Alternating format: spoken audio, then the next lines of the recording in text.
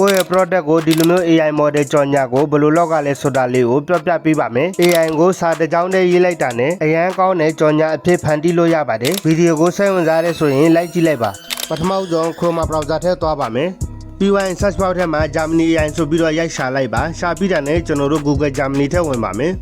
ဝင်ပြီးတာနဲ့ banana created image ကိုနှိပ်ပါမယ်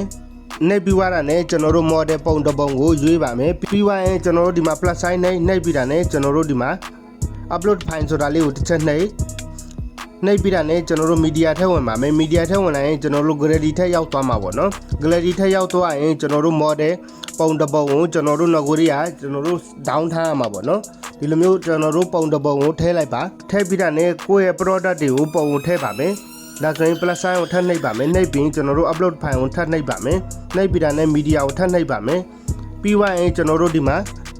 product ကိုကျွန်တော်တို့ဒီမှာ product ပုံကိုရွေးပါမယ်ပေါ့နော်ဒါဆိုရင်ကျွန်တော်တို့ဒီမှာရွေးလိုက်ပါမယ်ရွေးပြီးတာနဲ့ကျွန်တော်တို့ဒီအောက်မှာကျွန်တော် description ရေးရမှာပေါ့နော်ပြီးသွားရင်ဒီမှာကျွန်တော် from နဲ့ရေးလိုက်တာပေါ့နော်ဒီ from ကိုကျွန်တော်အခုပြထားတဲ့အတိုင်းကိုရေးလိုက်ပါပေါ့နော်ဒီလို from နဲ့ရေးပြပြီးဆိုရင်ကျွန်တော်တို့ Germany AI ကိုပို့လိုက်ပါမယ်ပို့ပြီးတာနဲ့ဒီပုံထွက်လာအောင်ခဏစောင့်ပေးပါအဲ့ဒါဆိုရင်ကျွန်တော်တို့ဒီမှာပုံတွေကထွက်လာပြီးဖြစ်ပါတယ်ပေါ့နော်ဒီပုံတွေကိုကျွန်တော်တို့နှိပ်ပြီးတော့ဒီပုံကိုကျွန်တော်တို့ gallery ထက်ဆေးလိုက်ပါမယ်ဆေးပြီးတာနဲ့ကျွန်တော်တို့အလဲရနဲ့ပတ်သက်ထွက်လိုက်ပါပြီးဝိုင်းဒီမှာ Page Virus ဆိုတဲ့ application ကိုကျွန်တော်တို့ဝင်ပြီးတော့ video အဖြစ်ပြောင်းပါမယ်တကယ်လို့ဒီ application မရှိဘူးဆိုရင် Play Store နဲ့ download ရပါတယ်ဒါဆိုရင်ဒီထက်ဝင်လိုက်ပါမယ်ဒီမှာပထမဆုံး login ဝင်ကျွန်တော်တို့ coin 60ရမှာဖြစ်ပါတယ်ပေါ့နော်ဒါဆိုရင်ဒီ coin 60နဲ့ကျွန်တော်တို့ video ကိုလုပ်ပါမယ်အဲ့ဒါလုပ်ဖို့ကျွန်တော်တို့ဒီ aqua plus sign ကိုနှိပ်ပါမယ်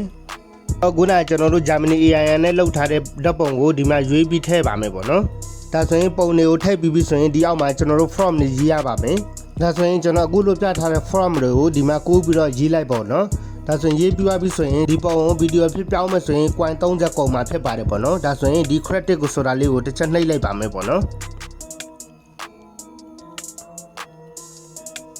credit ကိုနှိပ်လိုက်ရင်ကျွန်တော်တို့ဗီဒီယိုကို generate လုပ်နေမှာဖြစ်ပါတယ်ပေါ့နော်ဒါဆိုရင်ဒီထက်ကျွန်တော်တို့ဒီမှာ mind ထဲဝင်ပြီးတော့ကျွန်တော်တို့ကြည့်လိုက်ပါမယ်ဒီမှာဗီဒီယိုကိုဒီမှာ26ပေါ့နော်30 33အဲ့လိုမျိုးလေးကျွန်တော်တို့ဒီ100ပြည့်အောင်စောင့်ပေးရမှာဖြစ်ပါတယ်ပေါ့နော်ဆိုရင်ကျွန်တော်ဒီမှာဗီဒီယိုကရပြီဖြစ်ပါတယ်ပေါ့နော်ဒီမှာဗီဒီယိုကိုကြည့်ကျင်နေဆိုရင်ကျွန်တော်တို့ဒီမှာဒီလိုမျိုးဒီကောင်နှိပ်လိုက်ပါနှိပ်ပြီးဒီမှာဗီဒီယိုကိုကြည့်လို့ရမှာဖြစ်ပါတယ်ပေါ့နော်ဒါဆိုရင်ဒီဗီဒီယိုကိုကျွန်တော်တို့ down ယူမယ်ဆိုရင်ဒီအောက်က download ကိုနှိပ်ပြီးတော့ကျွန်တော်တို့ MP4 ဆိုတာလေးကိုတစ်ချက်နှိပ်လိုက်ပါမယ်နှိပ်လိုက်ရင်ကျွန်တော်တို့ဗီဒီယိုက down မှာဖြစ်ပါတယ်ပေါ့နော်ဒါဆိုရင်ကျွန်တော်တို့ဒီဗီဒီယိုက gallery ထဲရောက်သွားမှာဖြစ်ပါတယ်အဆုံးထိကြည့်ပေးတဲ့အတွက်ကျေးဇူးတင်ပါတယ်နောက်ဗီဒီယိုမှာပြန်တွေ့ရအောင်